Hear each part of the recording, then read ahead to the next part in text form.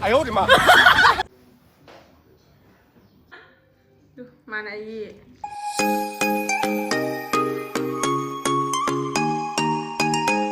Hello everyone. Ngasi se ai smoky eyes ki look create tawge tawri ne ba. Amuk baudi tawdri adu do ai ngasi YouTube jenga ga sum try tawning na tawri ne ba. Tai moisturizer tai na lore atu ga gi lip balm khara tai salle. Hoji ai jek ba hawra ga. First ai na primer tai re ba hoji. Primer se phasana mamai thungna ba tai ra du lorga ai foundation mo tai re ba. Ai concealer use tawde adu do na foundation ta ma tai ri ni ko. Mathangda compact khara taire mamai se aduga gi aina eyeshadow palette se igi disina Mars ki eyeshadow palette ne ba duga aina pisum se je kena tawre do pisum sigi damak tai tongana ke sum boy use taw deba color adu na eyeshadow da gi khwaide gi dark oiba color do adu lawraga ai fill up tawre ne ba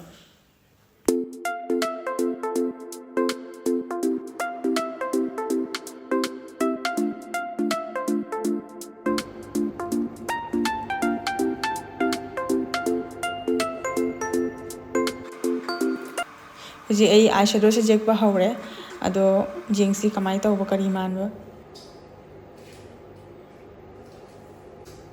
sanai pa pai son de ge ngona jengam ga paira mat paina jengam tho gore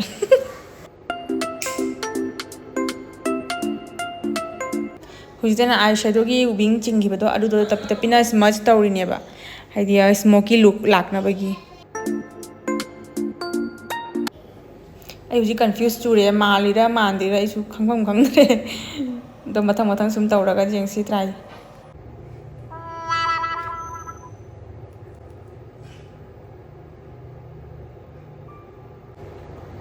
YouTube videos what the Jamna, I hide the way Jing was silly Haini, like a color menico. Totoraga the Hulu Mandra again.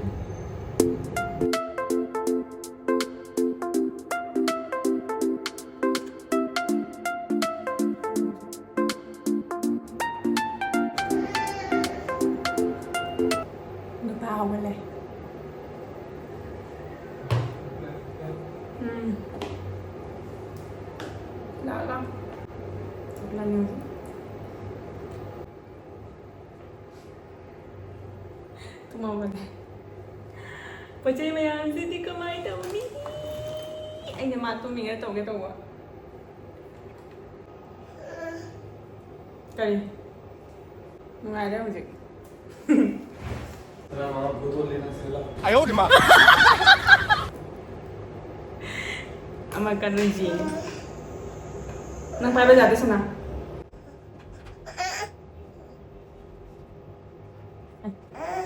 Pa ba dati ba? Ito pa yun so. Puja. Mamay ito semana. Mamay ito. Pero ito. Tiyo doon upay like.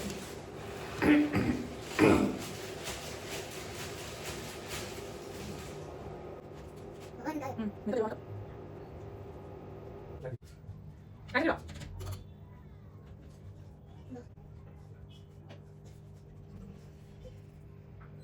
Mama. Oh, tu pai sana depan tu. Kamera.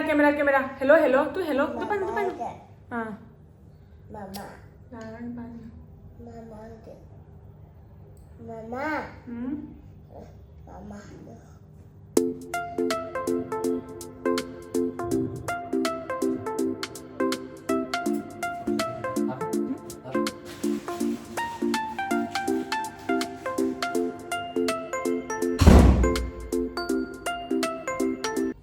Achapot ki lalas bira pusan bi gare okay achapot ki rang chwa char ka to se mata ba ja de achapot chal le na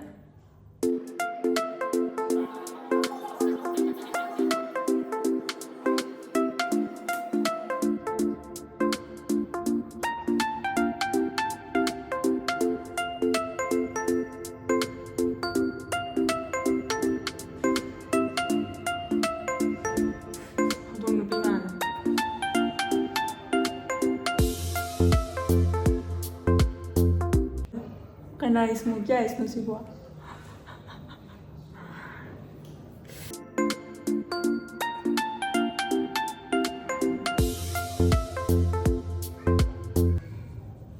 ꯌꯥꯝ ꯍꯩꯕꯩ ꯇꯥꯏꯞꯇ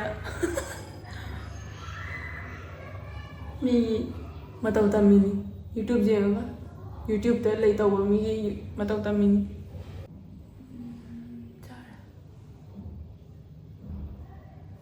ꯍꯧꯖꯤꯛ blush ꯂꯩꯔꯒꯦ ꯁꯤꯁꯦ ꯏꯟꯁꯥꯏꯠꯀꯤ ꯕ꯭ꯂꯁꯅꯤ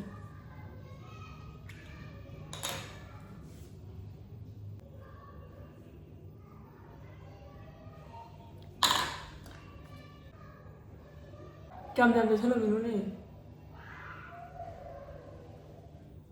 Blend, blend, blend, blend, blend, blend. Ayah, Joker mantap ya ibu.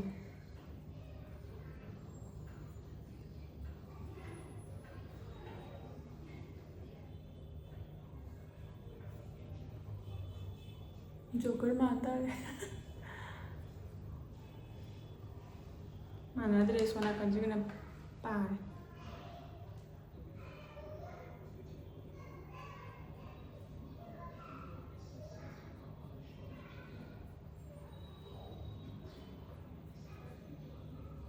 Ayo di ma.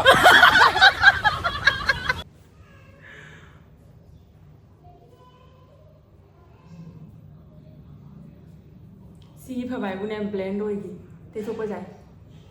Chusan de ba. Mi manat pa su ketang gang na bani ne.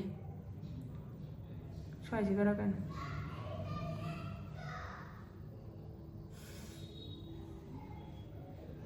Apa intham aga manat pa ngang ma do. Adu mai ngang na bani ba. Highlighter take.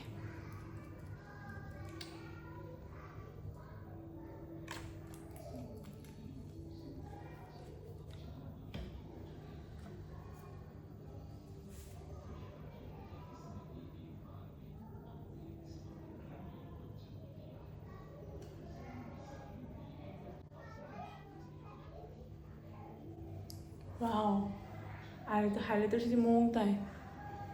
Ini sih first time use to ini sih highlighter sih. Pura aku gini si highlighter sih aku highlighter rumah ini lagi terus lengtik leng bedo. Aku ini cungki jauh ada rumah ini jauh deh ba. Lengi bat cungki aja ba. Asung mesinnya paham sih.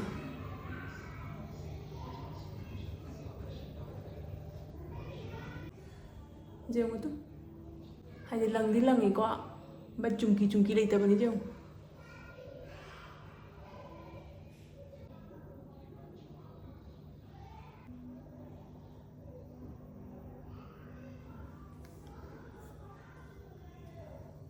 Jar, hyper sum jar.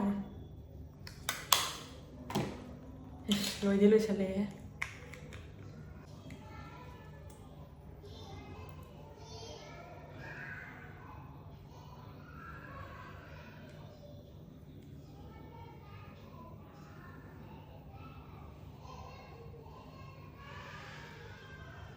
Ai khoai de pam lipstick ni. Kai watli. Makeup tawraga dress amot pa se di kai kana re. Ai dress esa lake. Do earring se kara masi sino khang re. Sina khaza tatra. Natraga na. Sina khaza tatra.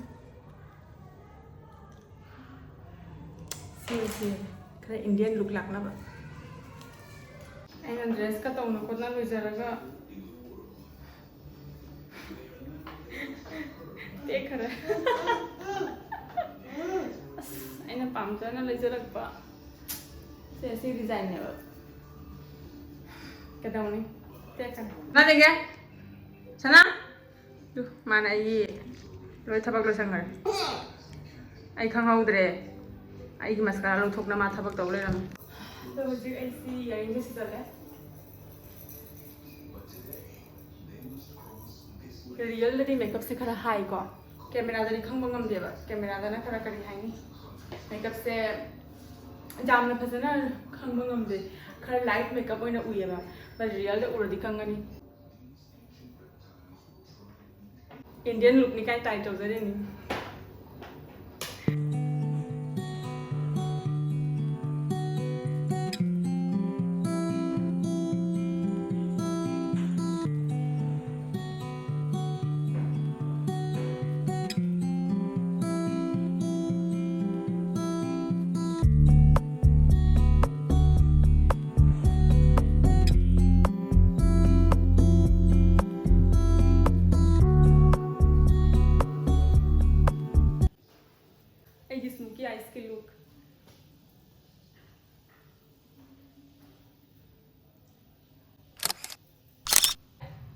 Smoky ice मानबा खंबा ngамdreba असेमकी smoky ice ओइरोइदब्रा आइदो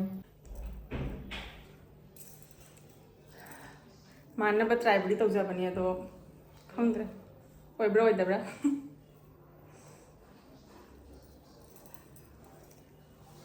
अदो आई ngasi blog से इस vice assume लोसनजरगे ओइब्रा ओइदब्रा खतंग खतंग ओइसु ngambra अदो सुम खंगलौको मथंग मोनरसी bye bye